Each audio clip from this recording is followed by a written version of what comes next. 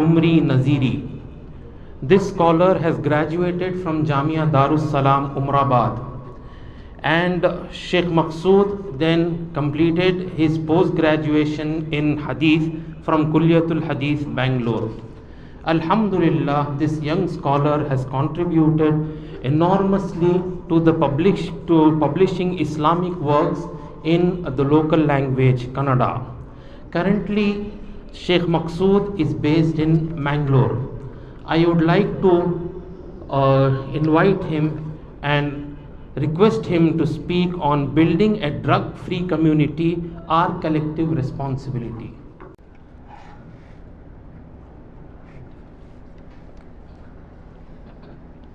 إن الحمد لله نحمده ونستعينه ونستغفره ونعوذ بالله من شرور أنفسنا ومن سيئات أعمالنا من يهده الله فلا مضل له ومن يضلله فلا هادي له وأشهد أن لا إله إلا الله وأشهد أن محمدا عبده ورسوله أما بعد فأعوذ بالله من الشيطان الرجيم بسم الله الرحمن الرحيم يسألونك عن الخمر والميسر قل فيهما إثم كبير ومنافع للناس وإثمهما أكبر من نفعهما. ಸರ್ವ ಸ್ತುತಿಸ್ತೋತ್ರಗಳು ಸಕಲ ಲೋಕಗಳ ಸೃಷ್ಟಿಕರ್ತನಾದ ಸರ್ವ ಜಗತ್ತಿನ ಪರಿಪಾಲಕ ಪ್ರಭುವಾದ ನಮ್ಮನ್ನೆಲ್ಲರ ಆರಾಧ್ಯನಾದ ಅಲ್ಲಾಹನಿಗೆ ಮೀಸಲು. ಅಲ್ಲಾಹನ ಅಪಾರ ಅನುಗ್ರಹಗಳಾಗಲಿ, ಸತ್ಯದ ಸಂಸ್ಥಾಪನೆ ಹಾಗೂ ಕೆಡುಕಿನ ನಿರ್ಮೂಲನೆಗಾಗಿ ಬಂದ ಅಲ್ಲಾಹನ ಎಲ್ಲ ಸಂದೇಶವಾಹಕರ ಮೇಲೆ, ಅಲ್ಲಾಹನ ಪ್ರವಾದಿಗಳ ಮೇಲೆ, ಪೈಗಂಬರರ ಮೇಲೆ, ವಿಶೇಷವಾಗಿ ಮಾನವ ಕುಲದ ಅಂತಿಮ ಪ್ರವಾದಿ ಮುಹಮ್ಮದ್ ಮುಸ್ತಫಾ ಸಲ್ಲಲ್ಲಾಹು ಅಲೈಹಿ ವಸಲ್ಲಮರವರ ಮೇಲೆ. ಆತ್ಮೀಯ ಇಸ್ಲಾಮಿ ಸಹೋದರ ಸಹೋದರಿಯರೇ, ಮಾದಕ ದ್ರವ್ಯ ವಸ್ತುಗಳ ನಿಯಂತ್ರಣದ ಕುರಿತು ಇದೊಂದು ಅತ್ಯಂತ ಪ್ರಮುಖವಾಗಿರುವಂತಹ ಒಂದು ಕಾರ್ಯಕ್ರಮ CIS Islamic centre of Islamic ಇದು ಆಯೋಜನೆ ಮಾಡಿದೆ. ಈ ಕುರಿತಾಗಿ ನಾವೆಲ್ಲರೂ ಅಲ್ಲಾಹನಿಗೆ ಕೃತಜ್ಞತೆ ಸಲ್ಲಿಸುವುದು ಅತ್ಯಂತ ಮುಖ್ಯವಾದಂತಹ ಒಂದು ವಿಷಯವಾಗಿದೆ. ಆತ್ಮೀಯ ಸಹೋದರ ಸಹೋದರಿಯರೇ, ಮಾದಕ ದ್ರವ್ಯ ವಸ್ತುಗಳು, ನಶೆ ಪದಾರ್ಥ, ಇದರ ಕುರಿತು ಪವಿತ್ರ ಕುರಾನಿನಲ್ಲಿ ಮತ್ತು ಅಲ್ಲಾಹನ ಪ್ರವಾದಿರವರ ವಚನಗಳಲ್ಲಿ ಹಲವಾರು ರೀತಿಯಾದಂತಹ ನಮಗೆ ಪುರಾವೆಗಳು ದೊರಕಲಿಕ್ಕೆ ಸಾಧ್ಯ. ಅರಬ್ ಜನಾಂಗದವರು ಮದ್ಯದ ನಶೆ ಪದಾರ್ಥಗಳ ವ್ಯಸನಗಳಾಗಿದ್ದರು. ಹೀಗಾಗಿ ಸ್ವಹಾಬಗಳು ಅಲ್ಲಾಹನ ಪ್ರವಾದಿಯವರಿಗೆ ಮಾಡಿರುವಂಥ ಪ್ರಶ್ನೆಯನ್ನು ಪವಿತ್ರ ಕುರಾನಿನಲ್ಲಿ ಉಲ್ಲೇಖಿಸಲಾಗಿದೆ. ಅದೇನೆಂದರೆ, ಯಸ್ಅಲೂನಕ ಅನಿಲ್ ಖಮ್ರಿ ವೈಲ್ ಮೈಸಿರ್, ಅಲ್ಲಾಹನ ನಬಿಯರೇ, ನಿಮ್ಮೊಡನೆ ಜನರು ಮದ್ಯ ಮತ್ತು ಅದೇ ರೀತಿ ಜೂಜಾಟದ ಕುರಿತು ನಮಗೆ ಪ್ರಶ್ನೆ ಮಾಡುತ್ತಿದ್ದಾರೆ. ಕುಲ್ ಫೀಹಿಮಾ ಇಸ್ಮುನ್ ಕಬೀರು ವ ಮನಾಫಿಯು ಲಿನ್ನಾಸ್, ಅದಂತೂ ದೊಡ್ಡ ಘೋರವಾದಂತಹ ಪಾಪಕರ್ಮವಾಗಿದೆ, ಅದರೊಂದಿಗೆ ಅದರಲ್ಲಿ ಕೆಲವೊಂದು ಲಾಭಗಳು ಸಹ ಇವೆ. ಆದರೆ ವ ಇಸ್ಮುಹುಮಾ ಅಕ್ಬರು ಮಿನ್ ನಫ್ಇಹಿಮಾ, ಅದರ ಪ್ರಯೋಜನ ಮತ್ತು ಲಾಭ ಅದರ ಪಾಪಕ್ಕಿಂತ ಅದು ಹಿರಿದಾದಲ್ಲ, ದೊಡ್ಡದಾದಲ್ಲ, ಬದಲಾಗಿ ಅದರ ಪಾಪಕರ್ಮವು, ಅದರ ಅಪರಾಧವು, ಅದರ ದುಷ್ಕರ್ಮವು ಅತ್ಯಂತ ದೊಡ್ಡದಾಗಿದೆ ಎಂದು ಪವಿತ್ರ ಕುರಾನ್ ಈ ವಿಷಯವನ್ನು ನಮಗೆ ಉಲ್ಲೇಖಿಸಿದೆ. ಆತ್ಮೀಯ ಸಹೋದರರೇ, ಅಲ್ಲಾಹನ ಪ್ರವಾದಿಯವರ ಹದೀಸ್ಗಳಲ್ಲಿ ಮದ್ಯ, ನಶೆ ಪದಾರ್ಥಗಳು, ಅದನ್ನು ಅಲ್ಲಾಹನ ಪ್ರವಾದಿಯವರು ಎಲ್ಲ ಕೆಡುಕಿನ ಮೂಲ, ಎಲ್ಲ ಕೆಡುಕುಗಳ ತಾಯಿ ಎಂದು ಅಲ್ಲಾಹನ ಪ್ರವಾದಿಯವರ ಹದೀಸಿನಲ್ಲಿ ಪ್ರಸ್ತಾಪಿಸಿದ್ದಾರೆ. ಅಲ್ಲಾಹನ ಪ್ರವಾದಿಯವರು ಉಮ್ಮುಲ್ ಖಬಾಯಿಸ್ ಎಂದು ಹೇಳಿದ್ದರು. ಅಂದರೆ ಎಲ್ಲ ಕೆಡುಕುಗಳಿಗೆ ಮೂಲ, ಎಲ್ಲ ಕೆಡುಕುಗಳಿಗೆ ಇದು ತಾಯಿಯಾಗಿದೆ ಎಂದು ಅಲ್ಲಾಹನ ಪ್ರವಾದಿಯವರು ಹೇಳಿದರು. ಅದರೊಂದಿಗೆ ಇನ್ನೊಂದು ಹದೀಸಿನಲ್ಲಿ ಅಲ್ಲಾಹನ ನಬಿಯರು ಹೇಳಿದರು, ಉಮ್ಮುಲ್ ಫವಾಹಿಶ್, ಈ ಮದ್ಯವು ಇದು ಅಶ್ಲೀಲತೆಗಳ ಮೂಲವಾಗಿದೆ, ಅಶ್ಲೀಲತೆಗಳ ಅದು ತಾಯಿಯಾಗಿದೆ ಎಂದು ಅಲ್ಲಾಹನ ಪ್ರವಾದಿಯವರು ಹೇಳಿದರು. ಒಬ್ಬ ವ್ಯಕ್ತಿ ಮದ್ಯ ಸೇವಿಸಿದ ನಂತರ ಅವನು ಯಾವುದೇ ಪಾಪಕರ್ಮ, ಯಾವುದೇ ಒಂದು ಅಪರಾಧವನ್ನು ಮಾಡಲಿಕ್ಕೆ ಎಂದಿಗೂ ಹಿಂಜರಿಯುವುದಿಲ್ಲ, ಬದಲಾಗಿ ಆ ಪಾಪಕರ್ಮಕ್ಕಾಗಿ ಅವನು ಎಂದಿಗೂ ಸಿದ್ಧನಾಗುತ್ತಾನೆ ಎಂದು ನಮಗೆ ಅಲ್ಲಾಹನ ಪ್ರವಾದಿಯವರ ಹದೀಸ್ಗಳು ತಿಳಿಸುತ್ತವೆ. ಬನಿ ಇಸ್ರಾಯೀಲನ ಒಂದು ಘಟನೆ ಹದೀಸಿನಲ್ಲಿ ಪ್ರಸ್ತಾಪಿಸಲಾಗಿದೆ. ಅವರು ಅತ್ಯಂತ ಅಲ್ಲಾಹನನ್ನು ಶ್ರದ್ಧೆಯೊಂದಿಗೆ ಆರಾಧಿಸುವಂತಹ ಓರ್ವ ವ್ಯಕ್ತಿ.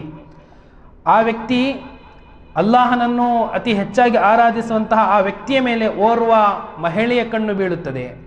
ಆ ಮಹಿಳೆ ಆ ವ್ಯಕ್ತಿಯನ್ನು ಹೇಗಾದರೂ ನಾನು ಪಾಪಕರ್ಮದಲ್ಲಿ ಸಿಲುಕಿಸಬೇಕು, ಅಪರಾಧದಲ್ಲಿ ಸಿಲುಕಿಸಬೇಕೆಂದು ಆ ಮಹಿಳೆ ಬಯಸಿದಾಗ ಆ ಮಹಿಳೆ ಆ ವ್ಯಕ್ತಿಯನ್ನು ತನ್ನ ತಂತ್ರದಲ್ಲಿ, ತನ್ನ ಕುತಂತ್ರದಲ್ಲಿ ಸಿಲುಕಿಸಿಕೊಂಡು 3 ರೀತಿಯಾದಂತಹ ಪ್ರಸ್ತಾಪನೆಗಳನ್ನು, ವಿಷಯಗಳನ್ನು ಆ ವ್ಯಕ್ತಿಯ ಮುಂದೆ ಪ್ರಸ್ತಾಪಿಸುತ್ತಾಳೆ. ಮೊದಲನೇದಾಗಿ ಅದೇನೆಂದರೆ, ಒಂದು ಚಿಕ್ಕ ಮಗು, ಆ ಚಿಕ್ಕ ಮಗುವನ್ನು ನೀನು ಕೊಲ್ಲಬೇಕು, ಅಥವಾ ನನ್ನೊಡನೆ ನೀನು ವ್ಯಭಿಚಾರ ಮಾಡಬೇಕು, ಅಥವಾ ನೀನು ಈ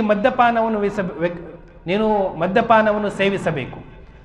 ಆ ಅಲ್ಲಾಹನನ್ನು ಭಯಪಡುವಂತಹ, ಅಲ್ಲಾಹನನ್ನು ಅತಿ ಹೆಚ್ಚು ಆರಾಧಿಸುವಂತಹ ಆ ವ್ಯಕ್ತಿ ಈ 3 ಕಾರ್ಯಗಳಲ್ಲಿ ಅತ್ಯಂತ ಹಗುರವಾಗಿರುವಂತಹ, ಅತ್ಯಂತ ಕಡಿಮೆ ಪ್ರಮಾಣದ ಒಂದು ಪಾಪಕರ್ಮವನ್ನು ನಾನು ಮಾಡಿ ನನ್ನನ್ನು ಸ್ವತಂತ್ರಗೊಳಿಸಲು ಬಯಸುತ್ತೇನೆ ಎಂದು ಹೇಳಿ ಆ ವ್ಯಕ್ತಿ ಮಾಡುವುದೇನೆಂದರೆ ಅವನು ಮದ್ಯಪಾನವನ್ನು ಸೇವಿಸುತ್ತಾನೆ. ಇದು ಅತ್ಯಂತ ಕೆಳಮಟ್ಟದ, ಅತ್ಯಂತ ಚಿಕ್ಕ ಪ್ರಮಾಣದ ಒಂದು ಪಾಪಕರ್ಮವೆಂದು ಆ ವ್ಯಕ್ತಿ ಹದೀಸಿನಲ್ಲಿ ಬಂದಿರುವಂತಹ ವಿಷಯವೇನೆಂದರೆ, ಆ ವ್ಯಕ್ತಿ ಮದ್ಯಪಾನವನ್ನು ಸೇವಿಸಿದ ನಂತರ ಆ ಚಿಕ್ಕ ಮಗುವನ್ನು ಸಹ ಕೊಂದು ಬಿಡುತ್ತಾನೆ, ಮಾತ್ರವಲ್ಲದೆ ಆ ಮಹಿಳೆಯೊಂದಿಗೆ ವ್ಯಭಿಚಾರವನ್ನು ಸಹ ಮಾಡುತ್ತಾನೆಂದು ಹದೀಸಿನಲ್ಲಿ ಉಲ್ಲೇಖಿಸಲಾಗಿದೆ. ಇದರ ಅರ್ಥವೇನೆಂದರೆ, ಮದ್ಯಪಾನ ಅದು ಅತ್ಯಂತ ದೊಡ್ಡ ಘೋರ ಪಾಪವಾಗಿದೆ.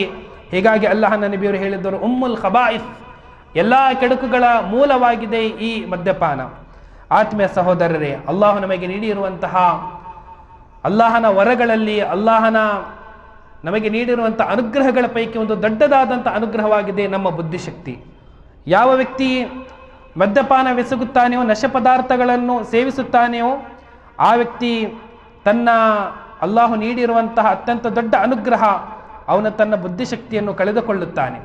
ಬುದ್ಧಿಶಕ್ತಿ ಒಬ್ಬ ವ್ಯಕ್ತಿ ಕಳೆದುಕೊಂಡರೆ ಅವನಿಗೆ ಲಾಭ ಯಾವುದು, ನಷ್ಟ ಯಾವುದು, ಯಾವ ವ್ಯಕ್ತಿ ನನ್ನ ಸ್ನೇಹಿತನಾಗಿದ್ದಾನೆ, ಯಾವ ವ್ಯಕ್ತಿ ನನ್ನ ಶತ್ರುವಾಗಿದ್ದಾನೆ, ಮಾತ್ರವಲ್ಲದೆ ಯಾವುದು ಸರಿ, ಯಾವುದು ತಪ್ಪು, ಯಾವುದು ಕೆಡುಕು, ಯಾವುದು ಸತ್ಕರ್ಮ, ಯಾವುದು ದುಷ್ಕರ್ಮ ಎಂಬ ಅವನು ವ್ಯತ್ಯಾಸವನ್ನು ಮರೆತು ಬಿಡುತ್ತಾನೆ. ಹೀಗಾಗಿ ಮನುಷ್ಯನು ಮದ್ಯಪಾನವೆಸಗಿದ ನಂತರ ಅವನು ಮನುಷ್ಯನಾಗಲಿಕ್ಕೆ ಸಾಧ್ಯವಿಲ್ಲ, ಬದಲಾಗಿ ಅವನು ಒಂದು ಕಾಡಿನ ಕ್ರೌರ್ಯ ಪ್ರಾಣಿಯಾಗುತ್ತಾನೆ. ಮಾತ್ರವಲ್ಲದೆ ಆ ಕಾಡಿನ ಪ್ರಾಣಿಗಿಂತಲೂ ಅತ್ಯಂತ ನಿಕೃಷ್ಟನಾಗುತ್ತಾನೆ ಎಂದು ಪವಿತ್ರ ಕುರಾನ್ ನಮಗೆ ತಿಳಿಸುತ್ತದೆ. ಪವಿತ್ರ ಕುರಾನ್ ಹೇಳುವುದೇನೆಂದರೆ, ವಲಕದ್ ದರಅನಾ ಲಿ ಜಹನ್ನಮ ಕಸೀರನ್ ಮಿನಲ್ ಜಿನ್ನಿ ವಲ್ ಇನ್ಸ್ ಲಹುಮ್ ಕುಲೂಬುನ್ ಲಾ ಯಫ್ಕಹೂನ ಬಿಹಾ ವಲಹುಮ್ ಅಯುನುನ್ ಲಾ ಯುಬ್ಸಿರೂನ ಬಿಹಾ ವಲಹುಮ್ ಆದಾನುನ್ ಲಾ ಯಸ್ಮೌನ ಬಿಹಾ. ಪವಿತ್ರ ಕುರಾನ್ ಹೇಳುವುದೇನೆಂದರೆ, ನರಕಕ್ಕಾಗಿ ನಾವು ಈ ಮಾನವರ ಪೈಕಿ ಅತಿ ಹೆಚ್ಚು ಮನುಷ್ಯರನ್ನು ನಾವು ಸೃಷ್ಟಿಸಿದ್ದೇವೆ. ಅವರಿಗೆ ನಾವು ಜಿನ್ ವರ್ಗದವರನ್ನು ಮತ್ತು ಅದೇ ರೀತಿ ಮಾನವರನ್ನು ನಾವು ಸೃಷ್ಟಿಸಿದ್ದೇವೆ. ಅವರಿಗೆ ಹೃದಯಗಳಿವೆ, ಆದರೆ ಅವರು ತಿಳಿದುಕೊಳ್ಳಲಿಕ್ಕೆ ಸಾಧ್ಯವಿಲ್ಲ. ಅವರಿಗೆ ಕಣ್ಣುಗಳಿವೆ, ಆದರೆ ಕಣ್ಣಿನಿಂದ ಅವರು ಸತ್ಯ ಮತ್ತು ಮಿಥ್ಯವನ್ನು ಅವರು ನೋಡಲಿಕ್ಕೆ ಸಾಧ್ಯವಿಲ್ಲ. ಮತ್ತು ಅದೇ ರೀತಿ ಅವರಿಗೆ ಕಿವಿಗಳಿವೆ, ಅವರ ಸತ್ಯವನ್ನು ಗ್ರಹಿಸಲಿಕ್ಕೆ ಅವರಿಗೆ ಸಾಧ್ಯವಿಲ್ಲ. ಉಲಾಯಿಕ ಕಲ್ ಅನ್ಆಮಿ ಬಲ್ ಹುಮ್ ಅಬಲ್ ಉಲಾಯಿಕ ಹುಮುಲ್ ಗಾಫಿಲೂನ್. ಇವರು ಪ್ರಾಣಿಗಳಲ್ಲ, ಇವರು ಕಾಡಿನ ಕ್ರೌರ್ಯ ಪ್ರಾಣಿ ಮಾತ್ರಗಳಲ್ಲ, ಆ ಪ್ರಾಣಿಗಳಿಗಿಂತಲೂ ಕಡೆಯಾಗಿದ್ದಾರೆ ಎಂದು ಪವಿತ್ರ ಕುರಾನ್ ಹೇಳುತ್ತದೆ. ಇಂತಹ ಜನರು ನಿರ್ಲಕ್ಷ್ಯ ವಹಿಸುವಂತಹ ಜನರಾಗಿದ್ದಾರೆ ಎಂದು ಪವಿತ್ರ ಕುರಾನ್ ತಿಳಿಸುತ್ತದೆ. ಆತ್ಮೀಯ ಸಹೋದರ ಸಹೋದರಿಯರೇ, ಈ ಪವಿತ್ರ ಕುರಾನನ ಸೂಕ್ತಿಗಳು ಇದು ಮದ್ಯಪಾನಕ್ಕೆ ಸಂಬಂಧಿಸುವಂತಹ ಸೂಕ್ತಿಗಳಾಗಿತ್ತು. ಆತ್ಮೀಯ ಸಹೋದರರೇ, ಇಂದಿನ ಕಾಲದಲ್ಲಿ ಮದ್ಯಪಾನಕ್ಕಿಂತಲೂ ಅತ್ಯಂತ ದೊಡ್ಡದಾಗಿರುವಂತಹ ಒಂದು ಮಹಾನ್ ಆಗಿರುವಂತಹ ಒಂದು ಪಾಪಕರ್ಮವಾಗಿದೆ, ಅದಾಗಿದೆ ಡ್ರಗ್ಸ್ ಎಂಬ ಅತ್ಯಂತ ದೊಡ್ಡ ದುಶ್ಚಟವಾಗಿದೆ. ಮದ್ಯಪಾನಕ್ಕಿಂತಲೂ ಅತ್ಯಂತ ದೊಡ್ಡ ಶಾಪಗ್ರಸ್ತವಾದಂತಹ ವಿಷಯವಾಗಿದೆ ಈ ಮಾದಕ ದ್ರವ್ಯಗಳು.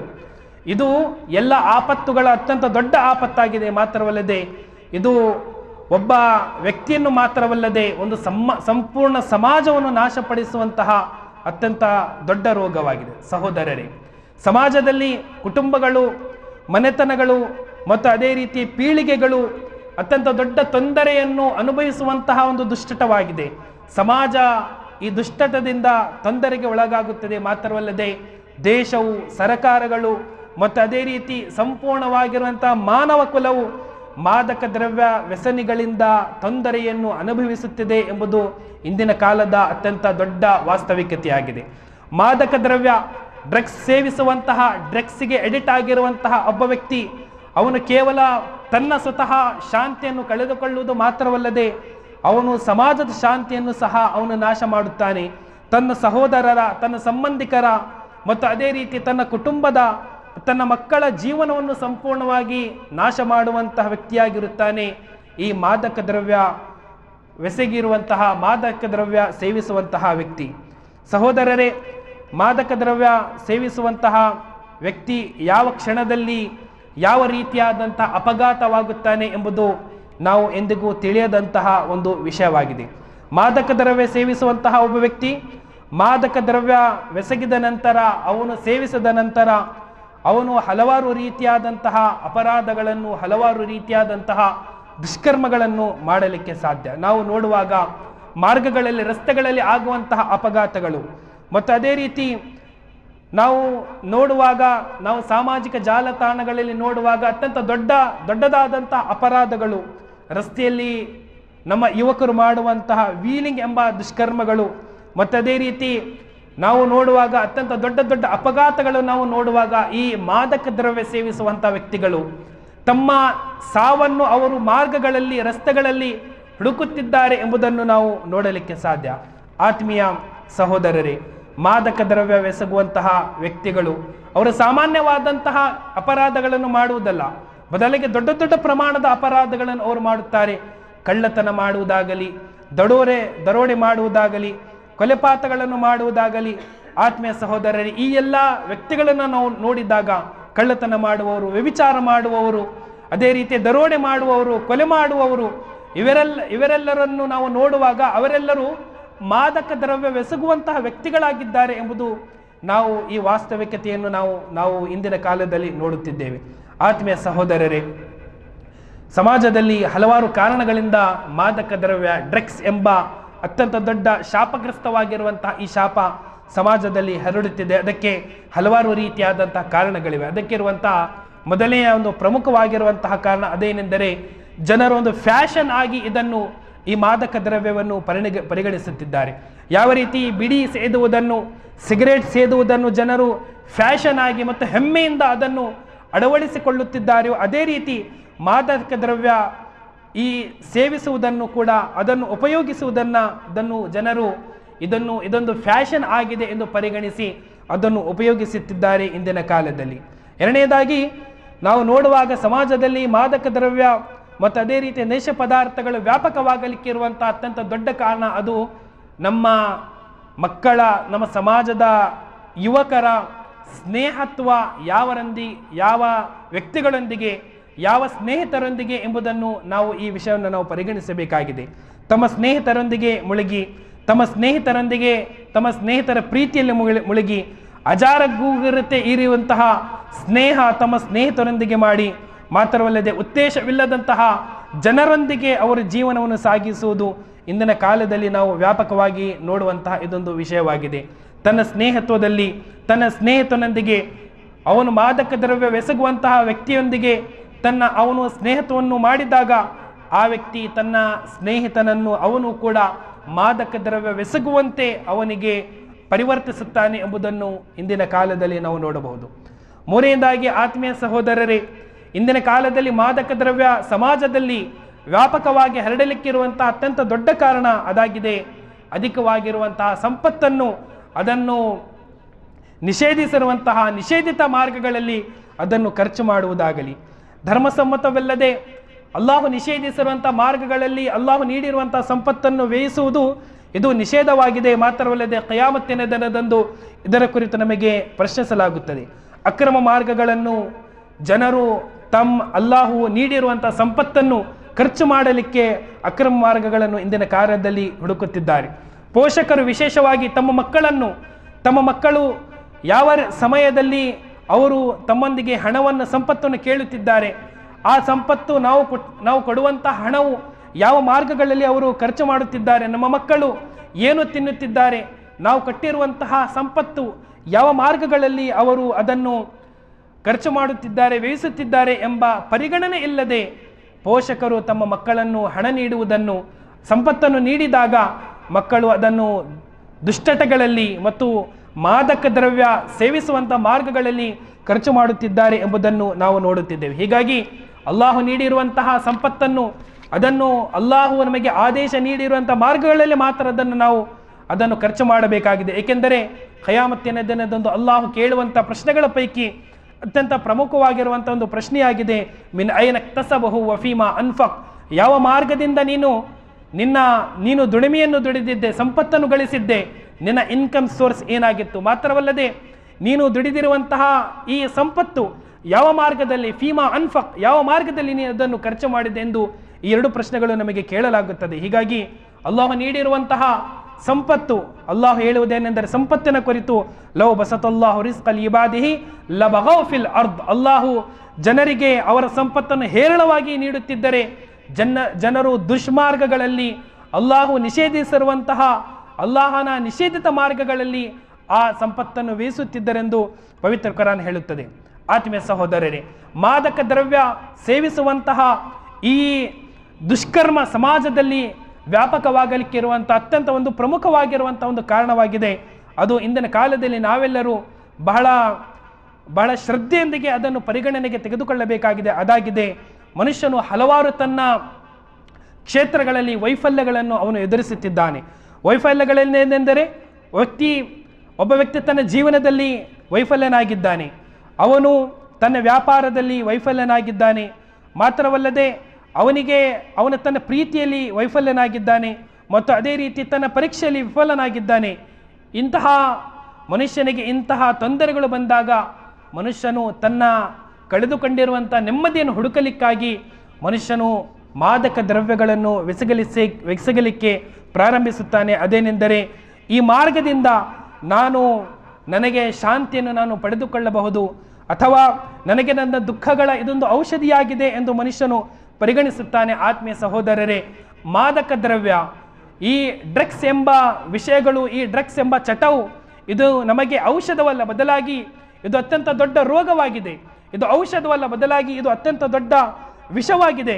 ಹೀಗಾಗಿ ಒಬ್ಬ ವ್ಯಕ್ತಿ ಅವನು ಶಾಶ್ವತವಾಗಿರುವಂತಹ ನೆಮ್ಮದಿಯನ್ನು ಹುಡುಕಬೇಕೆಂದಾದರೆ ಅವನು ಮಾದಕ ದ್ರವ್ಯ ಎಸಗುವುದರಿಂದ ಅಲ್ಲ, ಬದಲಾಗಿ ಅವನು ನೇರ ಮಾರ್ಗವನ್ನು ಹುಡುಕಿ ಸತ್ಯವನ್ನು ಅರಿತು ಆಗ ಮಾತ್ರ ತನ್ನ ತೊಂದರೆಗಳಿಂದ ಅವನು ತನ್ನನ್ನು ದೂರ ಮಾಡಿಕೊಳ್ಳಲಿಕ್ಕೆ ಸಾಧ್ಯ ಎಂಬುದು ಈ ಸಂದರ್ಭದಲ್ಲಿ ನಾನು ಹೇಳಲಿಕ್ಕೆ ಬಯಸುತ್ತೇನೆ. ಸಹೋದರರೇ, ಈ ಮಾದಕ ದ್ರವ್ಯ ಎಸಗಿಸುವುದು ಮತ್ತು ಅದೇ ರೀತಿ ಮಾದಕ ದ್ರವ್ಯ ಸೇವಿಸುವಂಥ ವ್ಯಕ್ತಿಗಳು ಸಮಾಜದಲ್ಲಿ ನಾವು ನೋಡುವಾಗ ಕೇವಲ ಶ್ರೀಮಂತ ವ್ಯಕ್ತಿಗಳು ಮಾತ್ರ ಮಾದಕ ದ್ರವ್ಯ ವ್ಯಸನಿಯಾಗಿದ್ದಾರೆ ಎಂಬುದು ಅಲ್ಲ, ಬದಲಾಗಿ ಗುಡಿಸಿನಲ್ಲಿ ಇರುವಂತಹ ಬಡ ಮಕ್ಕಳು ಕೂಡ ಮಾದಕ ದ್ರವ್ಯ ಎಸಗುತ್ತಿದ್ದಾರೆ ಎಂಬುದು ಇಂದಿನ ಕಾಲದ ಅತ್ಯಂತ ದೊಡ್ಡ ವಾಸ್ತವಿಕತೆಯಾಗಿದೆ.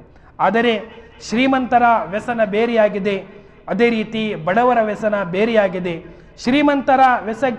ಶ್ರೀಮಂತರ ಮಾದಕ ದ್ರವ್ಯ ಅದು ಬಹಳ ಮೌಲ್ಯಯುತವಾಗಿರುವಂತಹ ವಿಷಯ ಅದಾಗಿದೆ, ಚಟವಾಗಿದೆ. ಅದು ಹಶೀಶ್ ಆಗಿರಬಹುದು, ಅದು ಅಫೀಮ್ ಆಗಿರಬಹುದು, ಅದೇ ರೀತಿ ಗಾಂಜಾ ಆಗಿರಬಹುದು, ಹೆರಾಯಿನ್ ಆಗಿರಬಹುದು, ಕೋಕೀನ್ ಮತ್ತು ಅದೇ ರೀತಿ ಬ್ರೌನ್ ಶುಗರ್, ಇಂತಹ ಎಲ್ಲ ಮಾದಕ ದ್ರವ್ಯಗಳನ್ನು ಶ್ರೀಮಂತರು ಬಳಸುತ್ತಾರೆ. ಆದರೆ ಸಮಾಜದಲ್ಲಿ ನಾವು ನೋಡುವಾಗ ಬಡ ಮಕ್ಕಳು, ಗುಡಿಸಿನಲ್ಲಿ ಇರುವಂತಹ ಮಕ್ಕಳು, ಅವರ ಮಾದಕ ದ್ರವ್ಯ ಅದೇನೆಂದರೆ ಪೆಟ್ರೋಲ್ ಆಗಿರಬಹುದು ಮತ್ತು ಅದೇ ರೀತಿ ಟೈರ್ ಪಂಚರಿಗಾಗಿ ಬಳಸುವಂತಹ ಸೊಲ್ಯೂಷನ್ ಆಗಿರಬಹುದು, ಅದೇ ರೀತಿ ಶೂ ಪಾಲಿಶ್ ಆಗಿರಬಹುದು, ಅಥವಾ ಬಣ್ಣಕ್ಕಾಗಿ ಪೇಂಟಿಗಾಗಿ ಯೂಸ್ ಮಾಡುವಂತಹ ಸ್ಪ್ರೇ ಆಗಿರಬಹುದು, ಮತ್ತು ಅದೇ ರೀತಿ ಶೀತ ಮತ್ತು ಕೆಮ್ಮಿಗೆ ಬಳಸುವಂತಹ ಸಿರಪ್ಗಳಾಗಿರಬಹುದು. ಇಂದಿನ ಕಾಲದಲ್ಲಿ ಬಡ ಮಕ್ಕಳು ಕೂಡ ಇಂತಹ ಮಾದಕ ದ್ರವ್ಯವನ್ನು ಆ ಮಾದಕ ದ್ರವ್ಯಕ್ಕೆ ಅವರು ತುತ್ತಾಗಿ ಅವರು ತಮ್ಮ ನೆಮ್ಮದಿಯನ್ನು ಹುಡುಕಲಿಕ್ಕಾಗಿ ಇಂತಹ ಮಾದಕ ದ್ರವ್ಯ ವಸ್ತುಗಳನ್ನು ಬಳಸುತ್ತಿದ್ದಾರೆ ಎಂಬುದನ್ನು ನಾವು ವೈದ್ಯರೊಂದಿಗೆ ನಾವು ಕೇಳುವಂತಹ ವಿಷಯವಾಗಿದೆ. ಆತ್ಮೀಯ ಸಹೋದರರೇ, ಹೀಗಾಗಿ ಇಂತಹ ದುಷ್ಕರ್ಮಗಳಿಂದ, ಇಂತಹ ದುಶ್ಚಟಗಳಿಂದ ಸಮಾಜವನ್ನು ನಾವು ಸ್ವತಂತ್ರಗೊಳಿಸಲಿಕ್ಕಾಗಿ ಎಲ್ಲರೂ ಕೂಡಿ ಈ ಸಮಾಜದಿಂದ ಇಂತಹ ದುಷ್ಕರ್ಮಗಳನ್ನು ಹೋಗಲಾಡಿಸಲಿಕ್ಕಾಗಿ ನಾವೆಲ್ಲರೂ ಹೋರಾಟ ಮಾಡಬೇಕಾಗಿದೆ. ಆತ್ಮೀಯ ಸಹೋದರರೇ, ಮಾದಕ ದ್ರವ್ಯ ಇದೊಂದು ಕೇವಲ ಒಂದು ನಗರದಲ್ಲಿ ಅಥವಾ ಒಂದು ಊರಿನಲ್ಲಿ ಆಗುವಂಥ ವ್ಯಾಪಾರವಲ್ಲ, ಬದಲಾಗಿ ಇದೊಂದು ಜಾಗತಿಕ ವ್ಯಾಪಾರವಾಗಿದೆ. ಇದೊಂದು ರಾಷ್ಟ್ರ ಮಟ್ಟದ ಕಳ್ಳ ಸಾಗಾಣಿಕೆ ಆಗಿದೆ. ಇದೊಂದು ಅಕ್ರಮವಾಗಿರುವಂತಹ ಒಂದು ವ್ಯಾಪಾರವಾಗಿದೆ. ಈ ಭೂಲೋಕದಲ್ಲಿ ಆಗುವಂತಹ ಎಲ್ಲ ರೀತಿಯಾದಂಥ ಕೆಟ್ಟ ವ್ಯಾಪಾರಗಳಲ್ಲಿ ಅತ್ಯಂತ ದೊಡ್ಡ ಕೆಟ್ಟ ವ್ಯಾಪಾರವಾಗಿದೆ ಇದೊಂದು. ಈ ಮದ್ಯಪಾನ ಮತ್ತು ಅದೇ ರೀತಿ ಮಾದಕ ದ್ರವ್ಯ ಎಸಗುವಂತಹ ಮಾದಕ ದ್ರವ್ಯ ವಸ್ತುಗಳನ್ನು ಪದಾರ್ಥಗಳನ್ನು ಜನರಿಗೆ ನೀಡುವಂತಹ ವ್ಯಾಪಾರ. ಆತ್ಮೀಯ ಸಹೋದರರೇ, ಈ ಮಾದಕ ದ್ರವ್ಯ ಇಂತಹ ವ್ಯಾಪಾರ ಈ ಭೂಲೋಕದಲ್ಲಿ ನಡೆಯುವಂಥ ಅತ್ಯಂತ ದೊಡ್ಡ ಕೆಟ್ಟ ರೀತಿಯಾದಂತಹ ವ್ಯಾಪಾರವಾಗಿದೆ. ಇದು ತಲೆಮಾರುಗಳನ್ನು, ಇದು ಪೀಳಿಗೆಗಳನ್ನು, ಸಮಾಜವನ್ನು ನಾಶಪಡಿಸುವಂತಹ, ಯುವಕರನ್ನು ನಾಶಪಡಿಸುವಂತಹ, ನೈತಿಕತೆ ಮತ್ತು ಅದೇ ರೀತಿ ಮನುಷ್ಯತ್ವವನ್ನು ಮೃಗವನ್ನಾಗಿ ಮಾಡುವಂತಹ ಒಂದು ವ್ಯಾಪಾರವಾಗಿದೆ. ಹೀಗಾಗಿ ಇಂತಹ ವ್ಯಾಪಾರ ಯಾವ ಯಾವ ಸ್ಥಳಗಳಲ್ಲಿ ನಡೆಯುತ್ತದೆಯೋ ಅಂತಹ ಸಮಾಜದಲ್ಲಿ, ಅಂತಹ ಸ್ಥಾನಗಳಲ್ಲಿ ಎಂದಿಗೂ ನೆಮ್ಮದಿ ಮತ್ತು ಶಾಂತಿ ಇರಲಿಕ್ಕೆ ಎಂದಿಗೂ ಸಾಧ್ಯವಿಲ್ಲ. ಸಹೋದರರೇ, ಈ ಮಾದಕ ದ್ರವ್ಯದ ವ್ಯಾಪಾರಕ್ಕಾಗಿ ಒಂದು ದೊಡ್ಡ ರೀತಿಯಾದ ಚೈನ್ ಲಿಂಕ್ ಇದೆ, ಒಂದು ದೊಡ್ಡ ಸರಪಳಿ ಇದೆ. ಅದು ದೇಶದ ಗಡಿಗಳ ಹಿಂಭಾಗದಿಂದ ಆ ಮಾದಕ ದ್ರವ್ಯವು ರಚನೆಯಾಗಿ ಗಡಿಗಳನ್ನು ದಾಟಿ ಅದು ದೇಶಗಳೊಳಗೆ ಅದು ಪ್ರವೇಶಗೊಳ್ಳುತ್ತದೆ. ದೇಶಗಳಿಂದ ಅದು ದೇಶಕ್ಕೆ ರವಾನಿಸಲಾಗಿ ರಚನೆಯಾಗಿ ದೇಶದೊಳಗೆ ಅದು ಪ್ರವೇಶಗೊಂಡು ರಾಜ್ಯಗಳಲ್ಲಿ ಅದನ್ನು ವಿಂಗಡಿಸಲಾಗುತ್ತದೆ. ರಾಜ್ಯಗಳಿಂದ ಪ್ರತಿಯೊಂದು ಊರಿಗೆ, ಪ್ರತಿಯೊಂದು ನಗರಕ್ಕೆ, ಪ್ರತಿಯೊಂದು ಬೀದಿಗಳಲ್ಲಿ ತಲುಪಿ ಈ ಮಾದಕ ದ್ರವ್ಯವು ಅದು ಸಂಪೂರ್ಣ ಸಮಾಜವನ್ನು ಅದು ನಾಶಪಡಿಸುತ್ತದೆ. ಅದು ಕೇವಲ ಶ್ರೀಮಂತರ ಬಂಗಲೆಗಳಲ್ಲಿ ಮಾತ್ರ ಪ್ರವೇಶಗೊಳ್ಳುವುದಲ್ಲ, ಬದಲಾಗಿ ಬಡ ಮಕ್ಕಳ, ಬಡ ಸಮಾಜದ ಗುಡಿಸಲುಗಳಲ್ಲೂ ಕೂಡ ಅದೊಂದು ಆ ಮಾದಕ ದ್ರವ್ಯವು ಪ್ರವೇಶಗೊಳ್ಳುತ್ತದೆ ಎಂಬುದು ಇಂದಿನ ಕಾಲದ ವಾಸ್ತವಿಕತೆಯಾಗಿದೆ. ಹೀಗಾಗಿ ಆತ್ಮೀಯ ಸಹೋದರರೇ, ಮಾದಕ ದ್ರವ್ಯ ವಸ್ತುಗಳನ್ನು, ಮಾದಕ ದ್ರವ್ಯ ಸೇವಿಸುವುದನ್ನು, ಅದನ್ನು ತಡೆಯುವುದು ಪ್ರತಿಯೊಬ್ಬ ವ್ಯಕ್ತಿಯ ಅದು ಅತ್ಯಂತ ಪ್ರಮುಖವಾದಂತಹ ಕರ್ತವ್ಯವಾಗಿದೆ ಎಂಬುದನ್ನು ನಾವು ಇಂದಿನ ಕಾಲದಲ್ಲಿ ನಾವು ಈ ವಿಷಯವನ್ನು ನಾವು ತಿಳಿದುಕೊಳ್ಳಬೇಕಾಗಿದೆ. ಆತ್ಮೀಯ ಸಹೋದರರೇ, ಅಲ್ಲಾಹನ ಪ್ರವಾದಿಯರವರು 10 ವ್ಯಕ್ತಿಗಳ ಮೇಲೆ ಶಾಪವನ್ನು, ಲಾನತನ್ನು ಮಾಡಿದ್ದಾರೆ. ಆ 10 ವ್ಯಕ್ತಿಗಳ ಪೈಕಿ ಯಾರೆಂದರೆ ಮದ್ಯಪಾನ ರಚಿಸುವಂತಹ ವ್ಯಕ್ತಿ. ಅಲ್ಲಾಹನ ಪ್ರವಾದಿಯರವರು ಹೇಳಿದ್ದರು, 10 ವ್ಯಕ್ತಿಗಳ ಮೇಲೆ ಅಲ್ಲಾಹನ ಲಾನತ್, ಅಲ್ಲಾಹನ ಶಾಪವಿದೆ. ಮದ್ಯಪಾನವನ್ನು ರಚಿಸುವಂತಹ ವ್ಯಕ್ತಿ, ಮದ್ಯಪಾನ ಸೇವಿಸುವಂತಹ ವ್ಯಕ್ತಿ, ಮದ್ಯಪಾನ ಸಾಗಿಸುವಂತಹ ವ್ಯಕ್ತಿ ಮತ್ತು ಮದ್ಯಪಾನವನ್ನು ಇತರರಿಗೆ ಸೇವಿಸಲಿಕ್ಕೆ ನೀಡುವಂತಹ ವ್ಯಕ್ತಿ ಮತ್ತು ಅದೇ ರೀತಿ ಮದ್ಯಪಾನಕ್ಕಾಗಿ ಸಹಾಯ ಮಾಡುವಂತಹ ಪ್ರತಿಯೊಬ್ಬ ವ್ಯಕ್ತಿಯ ಮೇಲೆ ಅಲ್ಲಾಹನ ಪ್ರವಾದಿಯರವರು ಶಾಪವಿದೆ ಎಂದು ಹದೀಸಿನಲ್ಲಿ ಪ್ರಸ್ತಾಪಿಸಿದ್ದಾರೆ. ಹೀಗಾಗಿ ಅಲ್ಲಾಹನ ಪ್ರವಾದಿಯರವರ ಈ ಶಾಪದಿಂದ ನಾವು ನಮ್ಮನ್ನು ರಕ್ಷಿಸಿಕೊಳ್ಳಬೇಕೆಂದಾದರೆ ಖಂಡಿತವಾಗಿಯೂ ಸಮಾಜದಿಂದ ಮಾದಕ ದ್ರವ್ಯ ವಸ್ತುಗಳನ್ನು, ಮದ್ಯಪಾನವನ್ನು ತಡೆಯುವುದು ಅದು ಪ್ರತಿಯೊಬ್ಬ ವ್ಯಕ್ತಿಯ ಕರ್ತವ್ಯವಾಗಿದೆ ಎಂಬುದನ್ನು ನಾವು ಈ ಕಾಲದಲ್ಲಿ, ಈ ಸಂದರ್ಭದಲ್ಲಿ ನಾವು ತಿಳಿದುಕೊಳ್ಳಬೇಕಾಗಿದೆ. ಆತ್ಮೀಯ ಸಹೋದರರೇ, ಈ ಮಾದಕ ದ್ರವ್ಯ, ಡ್ರಗ್ಸಿನ ಐಟಮ್ಸ್ಗಳು ಅದು ಅದರ ವ್ಯಾಪಾರ ಯಾವ ಜಾಗದಲ್ಲಾಗುತ್ತದೆ ಎಂಬುದನ್ನು ನಾವು ಇದರ ಕುರಿತು ಸಂಶೋಧನೆ ಮಾಡಿದಾಗ ಬಹಳ ಕ್ರೂರವಾಗಿರುವಂತಹ ಒಂದು ಸತ್ಯ ನಮ್ಮ ಮುಂದೆ ಬರುತ್ತದೆ. ಅದೇನೆಂದರೆ, ನಾವು ಪ್ರತಿಯೊಂದು ವಸ್ತುವಿನ ಮಾರಾಟಕ್ಕಾಗಿ ಒಂದು ಜಾಗವಿದೆ, ಒಂದು ಸ್ಥಳವಿದೆ, ಅದರ ಮಾರ್ಕೆಟ್ ಇದೆ. ಆದರೆ ಮಾದಕ ದ್ರವ್ಯ ಇದರ ವ್ಯಾಪಾರವಾಗುವಂತಹ ಸ್ಥಳ, ಅದರ ಮಾರ್ಕೆಟ್ ಆಗಿದೆ, ಅದು ಸ್ಮಶಾನಗಳು. ಮನುಷ್ಯನು ಮರಣವನ್ನು ನೆನಪಿಸಿಕೊಳ್ಳುವಂತಹ ಆ ಜಾಗಗಳು ಇಂದಿನ ಕಾಲದಲ್ಲಿ ಡ್ರಗ್ಸಿನ ವ್ಯಾಪಾರದ, ಡ್ರಗ್ಸಿನ ಬಿಸ್ನೆಸ್ಸಿನ ತಾಣಗಳಾಗಿವೆ ಎಂದು ನಾವು ತಿಳಿದುಕೊಳ್ಳಬಹುದಾಗಿದೆ. ಡ್ರಗ್ಸಿನ ವ್ಯವಹಾರ ಸ್ಮಶಾನಗಳಲ್ಲಾಗುತ್ತದೆ. ಸ್ಮಶಾನದಲ್ಲಿ ಒಬ್ಬ ವ್ಯಕ್ತಿ ಪ್ರವೇಶಿಸಿದಾಗ ಅವನು ತನ್ನ ಮರಣವನ್ನು ನೆನಪಿಸಿಕೊಳ್ಳಬೇಕು. ಆದರೆ ಜನರು ಈ ಡ್ರಗ್ಸನ್ನು, ಈ ಮಾದಕ ದ್ರವ್ಯ ವಸ್ತುಗಳನ್ನು, ಅದರ ವ್ಯಾಪಾರ, ಅದರ ಬಿಸ್ನೆಸ್, ಅದರ ವ್ಯವಹಾರಗಳನ್ನು ಮಾಡುವುದು ಅದು ಸ್ಮಶಾನಗಳಲ್ಲಾಗಿದೆ. ಅದರ ಪರ್ಚೇಸಿಂಗ್ ಅಲ್ಲ ಆ ಸಂದರ್ಭದಲ್ಲಿ, ಆ ಜಾಗದಲ್ಲಾಗುತ್ತದೆ. ಮತ್ತು ಜನರು ಆ ಸ್ಮಶಾನದಲ್ಲಿ ಪಾಠವನ್ನು ಕಲಿಯುವುದರ ಬದಲಾಗಿ ಅಲ್ಲಿ ತಮ್ಮ ಜೀವನವನ್ನು ನಾಶಪಡಿಸಿಕೊಳ್ಳುತ್ತಿದ್ದಾರೆ. ಅಲ್ಲಿ ಮಾದಕ ದ್ರವ್ಯಗಳನ್ನು ಅವರು ಬಳಸುತ್ತಿದ್ದಾರೆ. ಆತ್ಮೀಯ ಸಹೋದರರೇ, ನನಗೆ ಸಮಯವು ಸಹಕಾರ ನೀಡುತ್ತಿಲ್ಲ. ನನ್ನ ವಿಷಯವು ಬಹಳ ದೊಡ್ಡದಾಗಿದೆ. ಆದರೆ ಸಮಯದ ಅಭಾವದಿಂದಾಗಿ ನಾನು ನನ್ನ ಮಾತನ್ನು ಸಂಕ್ಷಿಪ್ತಗೊಳಿಸಲಿಕ್ಕೆ ನಾನು ಬಯಸುತ್ತೇನೆ. ಆತ್ಮೀಯ ಸಹೋದರರೇ, ಇಂದಿನ ಕಾಲದಲ್ಲಿ ಕೇವಲ ಹುಡುಗರು ಮಾತ್ರವಲ್ಲದೆ ಹುಡುಗಿಯರು ಸಹ ಈ ದುಶ್ಚಟಕ್ಕೆ ಒಳಗಾಗಿದ್ದಾರೆ. ಹೀಗಾಗಿ ನಾವು ಮಾಡಬೇಕಾದಂಥ ಕೆಲವೊಂದು ಮುಖ್ಯ ವಿಷಯಗಳಿವೆ. ಅದೇನೆಂದರೆ, ತಂದೆ ತಾಯಿಯರು ತಮ್ಮ ಮಕ್ಕಳ ಕುರಿತು ಅವರು ಸಂಪೂರ್ಣವಾದಂಥ, ಅವರಿಗೆ ಸರಿಯಾದಂಥ ತರಬೇತಿಯನ್ನು ನೀಡಲಿಕ್ಕಾಗಿ ತಂದೆ ತಾಯಿಯರು ತಮ್ಮ ಮಕ್ಕಳ ಕುರಿತು ಅವರು ಸಂಪೂರ್ಣವಾದಂತಹ ದೃಷ್ಟಿಯನ್ನು ವಹಿಸಬೇಕಾಗಿದೆ. ಅವರ ಸ್ನೇಹಿತ್ವ ಯಾರೊಂದಿಗೆ ಎಂದು ಅದರ ಕುರಿತು ಅವರು ಈ ಕುರಿತು ವಿಚಾರಿಸಬೇಕಾಗಿದೆ. ಮಾತ್ರವಲ್ಲದೆ ಮುಖ್ಯ ವಿಷಯವೇನೆಂದರೆ, ಮೊಟ್ಟಮೊದಲನೇದಾಗಿ ಅಲ್ಲಾಹನ ಭಯವನ್ನು ಮಕ್ಕಳಲ್ಲಿ ನಾವು ಉದ್ಭವಿಸುವಂತಹ ಮಕ್ಕಳಿಗೆ ಅಲ್ಲಾಹನ ಭಯಪಟ್ಟು ಜೀವಿಸುವಂತಹ ಪಾಠ ನೀಡಬೇಕಾಗಿದೆ. ಇದರ ಕೇವಲ ಇಹಲೋಕದ ಅದರ ಕೇವಲ ನಮ್ಮ ಆರೋಗ್ಯಕ್ಕೆ ಸಂಬಂಧಪಟ್ಟಂತಹ ಅದಕ್ಕೆ ನಷ್ಟಗಳು ಏನಿದೆ ಎಂಬುದನ್ನು ಮಾತ್ರ ತಿಳಿಸುವುದು ಮಾತ್ರವಲ್ಲದೆ ಈ ಮಾದಕ ದ್ರವ್ಯವೆಸಗುವುದರಿಂದ ಇದಕ್ಕಿರುವಂತಹ ಪರಲೋಕಕ್ಕೆ ಸಂಬಂಧಪಟ್ಟಂತಹ ಆಖಿರತ್ತಿಗೆ ಸಂಬಂಧಪಟ್ಟಂತಹ ಯಾವ ರೀತಿಯಾದಂತಹ ಆ ಯಾತನೆಗಳು ಶಿಕ್ಷೆಗಳು ಕಿಯಾಮತ್ತಿನ ದಿನದಂದು ಅಲ್ಲಾಹು ನೀಡುತ್ತಾನೆ ಎಂಬುದನ್ನು ಸಮಾಜಕ್ಕೆ ನಾವು ತಿಳಿಸಬೇಕಾಗಿದೆ.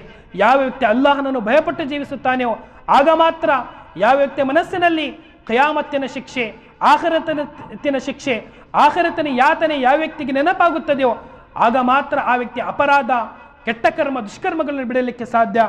ಅಲ್ಲಾಹು ನಮ್ಮೆಲ್ಲರನ್ನು ಈ ಮಾದಕ ದ್ರವ್ಯ, ಡ್ರಗ್ಸ್ ಎಂಬ ಅತ್ಯಂತ ದೊಡ್ಡ ಶಾಪಗ್ರಸ್ತವಾಗಿರುವಂತಹ ಈ ದುಷ್ಕರ್ಮದಿಂದ ಅಲ್ಲಾಹು ನಮ್ಮನ್ನು, ನಮ್ಮ ಸಮಾಜವನ್ನು, ನಮ್ಮ ಯುವಕರನ್ನು, ವಿಶೇಷವಾಗಿ ಶಾಲಾ ಕಾಲೇಜುಗಳಲ್ಲಿ ವ್ಯಾಪಕವಾಗಿ ಹರಡುತ್ತಿರುವಂತಹ ಕಾಲೇಜಿನ ಕ್ಯಾಂಪಸ್ಗಳಲ್ಲಿ ಮಾರಾಟವಾಗುವಂತಹ ಈ ದುಷ್ಕರ್ಮದಿಂದ ಅಲ್ಲಾಹು, ಕೆಟ್ಟ ಚಟದಿಂದ ಅಲ್ಲಾಹು ನಮ್ಮೆಲ್ಲರನ್ನು ರಕ್ಷಿಸಲಿ ಎಂಬ ಪ್ರಾರ್ಥನೆಯೊಂದಿಗೆ ನಾನು ಪ್ರಾರ್ಥಿಸುತ್ತೇನೆ. ಅಲ್ಲಾಹು ನಮ್ಮೆಲ್ಲರನ್ನು ಇಹಲೋಕದಲ್ಲಿ ಇಸ್ಲಾಮಿನ ತತ್ವಗಳ ಮೂಲಕ ನಮಗೆ ಜೀವನ ಸಾಗಿಸುವಂಥ ತೌಫೀಕ್ ನೀಡಲಿ. ಅಲ್ಲಾಹು ಪರಲೋಕದಲ್ಲಿ ತನ್ನ ಸಜ್ಜನ ದಾಸರೊಂದಿಗೆ ಸೇರಿಸಿ ಸ್ವರ್ಗ ಪ್ರವೇಶಿಸಲಿ. ಆಮೀನ್. ವಾಖಿರು ದಾವಾನಾ ಅನಿಲ್ ಹಮ್ದುಲಿಲ್ಲಾಹಿ ರಬ್ಬಿಲ್ ಆಲಮೀನ್.